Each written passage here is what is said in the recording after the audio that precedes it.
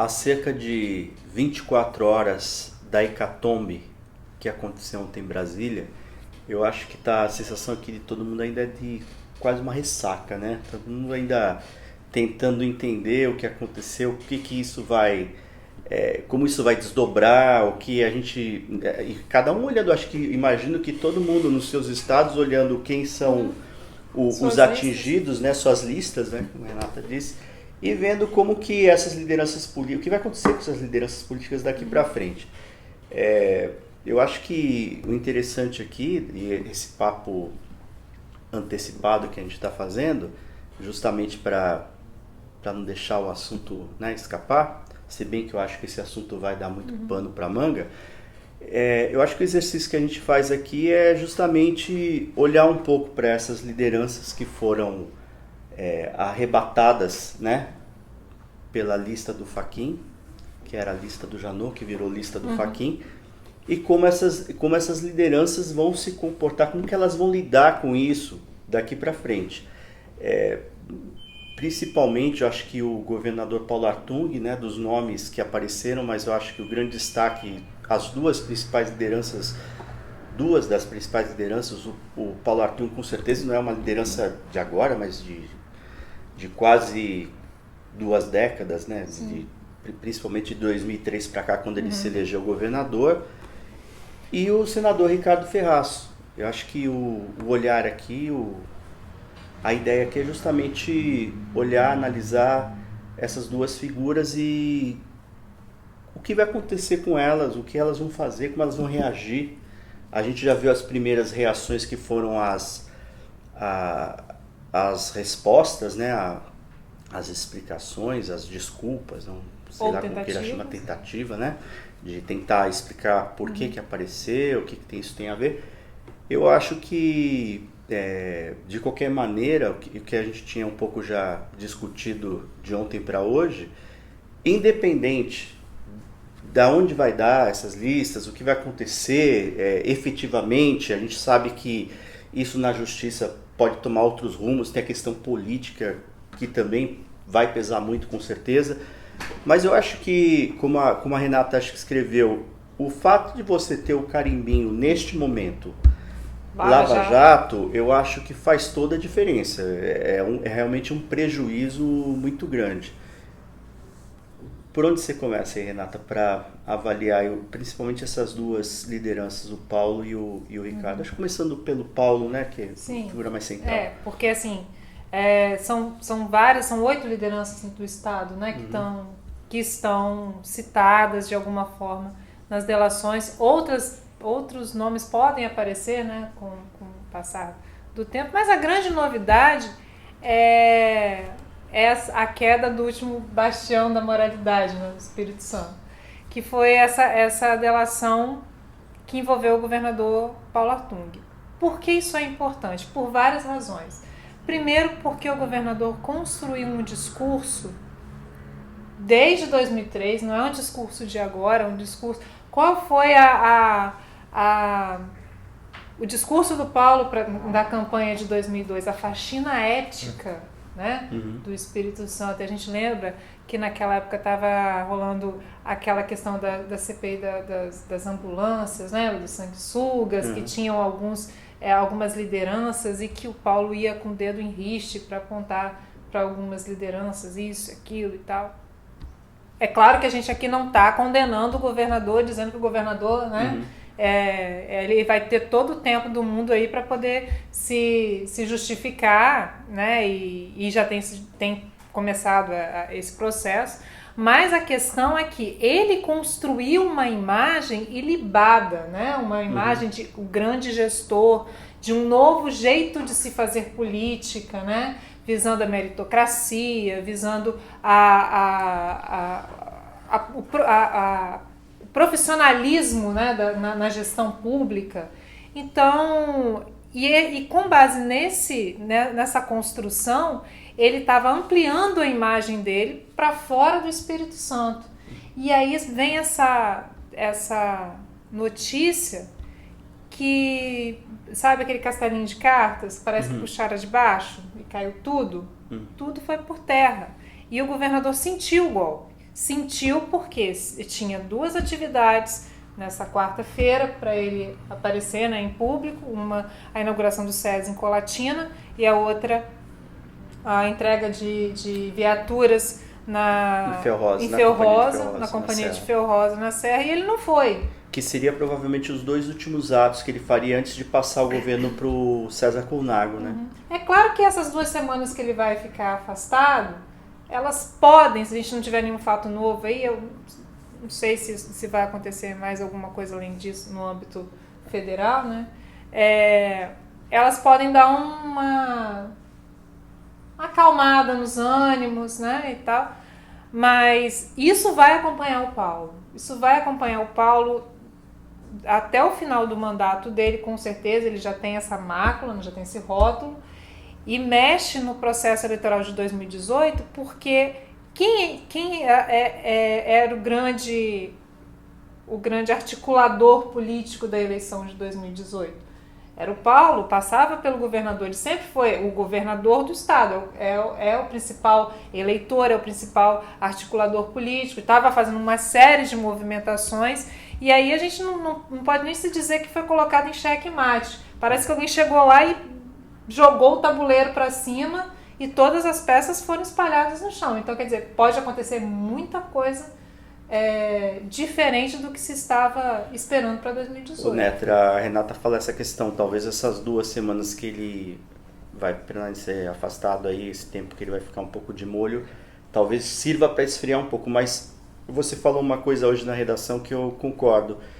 Parece que a Lava Jato, depois que ela põe para dentro, é muito, todo dia tem, é difícil para sair, né, para se desvincular, né? Fica muito difícil, porque na Lava Jato a gente tinha anteriormente algumas figuras que eram figurinhas carimbadas ali. Então, quando você fala de Lula, Aécio Neves, Renan, Dilma, são figuras que são do dia a dia da Lava Jato. Agora, quando você traz o governador do Espírito Santo para dentro disso, a repercussão que você teve no estado foi gigantesca.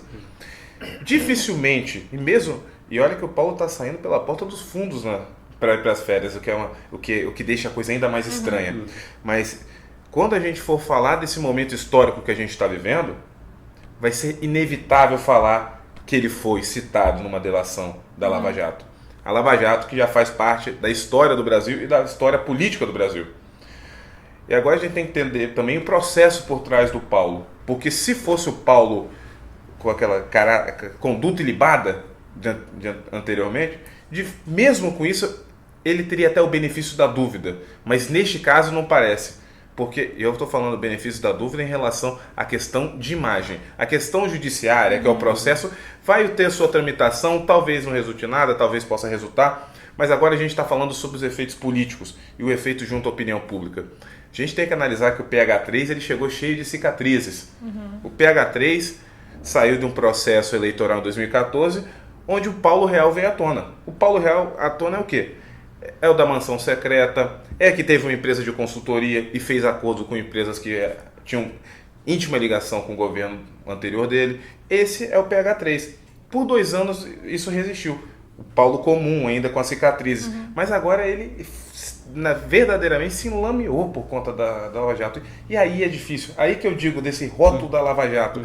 E por mais que você não tenha outras repercussões aqui imediatas em relação, por exemplo, nas próximas 2 semanas, sempre que o governador vier a público, vai ter alguma desconfiança em relação a isso. Sempre quando for entrevistado por um repórter, pode surgir uma pergunta sobre a questão da Lava Jato, ainda mais porque essa saída acontece num momento que pode ser estratégico, mas vai deixar muita coisa no ar ainda, porque você não vai conseguir encerrar isso.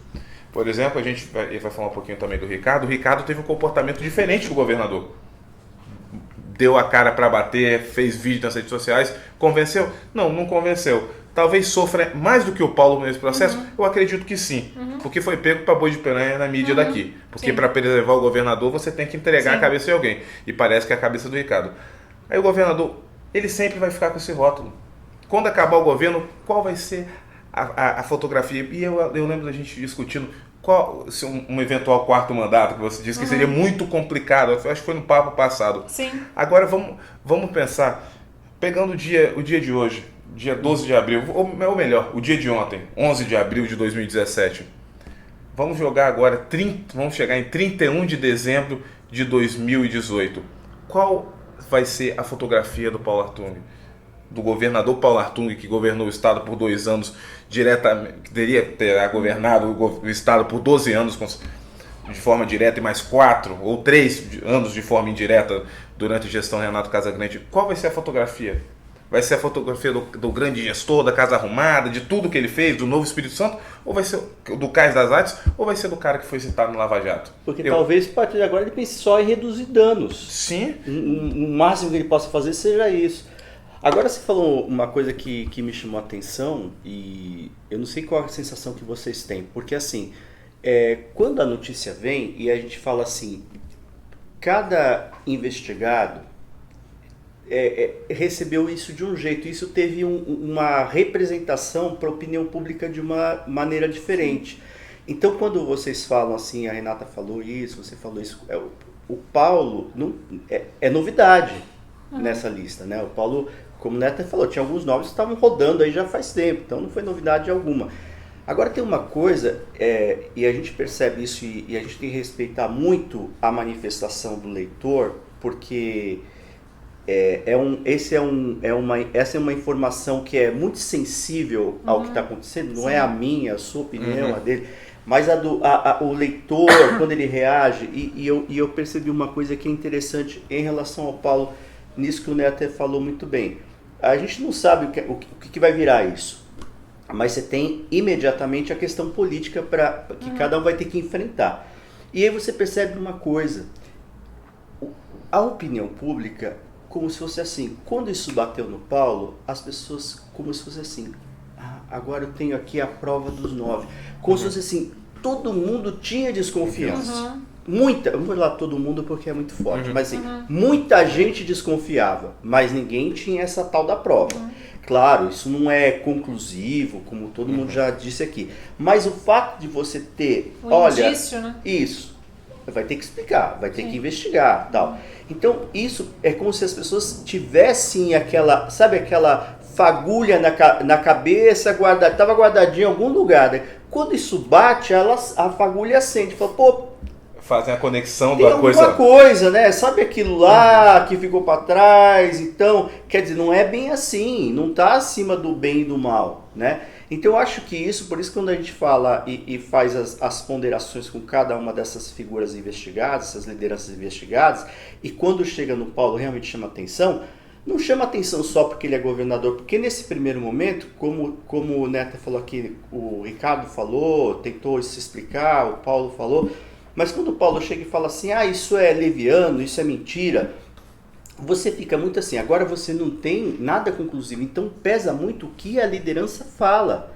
E aí você vê o quanto que essa liderança, ela tem credibilidade, legitimidade para falar, o que ela tem para falar e como que as pessoas reagem a isso. E a opinião pública não reagiu bem. Quanto mais exposta está essa liderança, maior é o impacto. E maior é o impacto do que ela vai falar e de como isso vai ser recebido também pelo eleitor, né? E a forma como o Paulo falou, o Paulo já vinha trazendo esse discurso da perseguição política, né? E aí ele vai e coloca isso de novo, né? Porque é mentiroso, porque eu não participei, então, sabe, saiu atacando, mas não atacou de uma forma incisiva como atacou o Ricardo. O Ricardo atacou de uma forma incisiva, que vai buscar, vai processar, que vai fazer, que vai acontecer. O Paulo não, o Paulo só falou que é mentira porque eu não disputei eleição. Isso não explica nada. Na verdade, isso não explica nada. E aí eu fico preocupada, como é que vai ser a postura da classe política do Estado a partir disso. Porque olha só como é que está a situação do Paulo hoje, antes da notícia. Ele tentou entrar no PSDB, a porta fechou. Ele perdeu a eleição do PT, porque o Givaldo, ao que tudo indica, a menos que aconteça alguma, né? Iminentemente vai comandar o PT. Vai comandar o PT, isso significa que o PT vai sair do governo. O espaço do Paulo, o PT acabou. Ele teve que mover mundos e fundos para poder apagar um incêndio dentro do PDT. Né? Ele teve que mover mundos e fundos para não perder a eleição da Muniz. Né? Você tem 7 deputados, né, fora da base, com um ou dois doidinhos para pular fora. caçando motivo para pular fora. O que pode acontecer? Fora a crise da PM que crise da PM. fez um o estrago. funcionalismo público como um todo querendo a cabeça do Paulo. Né? Uma parte do empresariado também não está muito satisfeita com o governador. E essa projeção que o Neto fez, como que você viu o Paulo para 2018? Como que o Paulo chega em 2018? Chega? De que jeito? Vai participar do processo? Como você vê o Paulo e o Ricardo? Só para a gente poder falar dessas duas lideranças.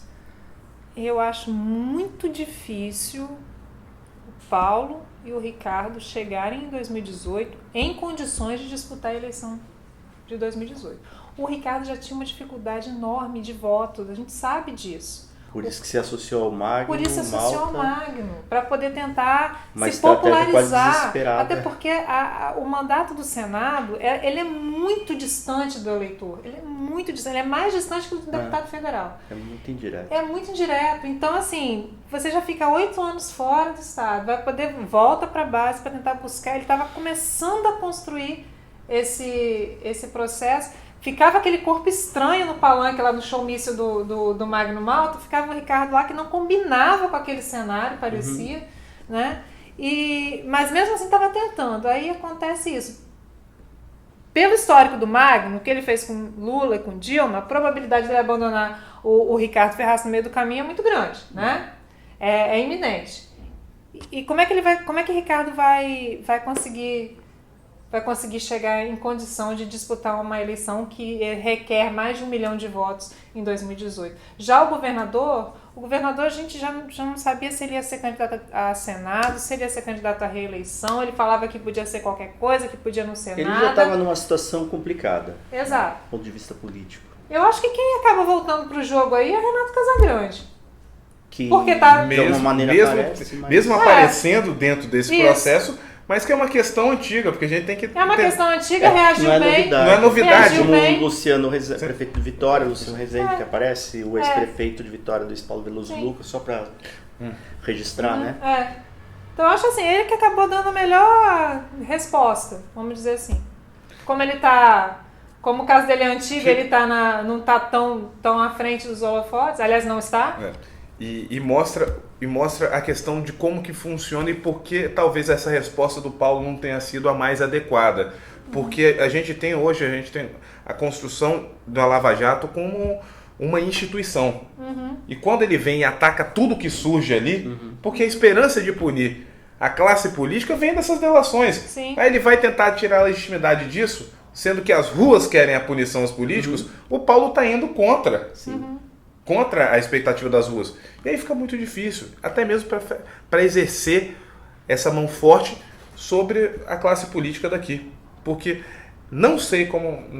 É difícil você fazer uma previsão, mas a gente pode ter uma série de desgastes que podem levar a um enfraquecimento da base política do governador, e aí ele chega em 2018 sem dar carta, sem dar nada.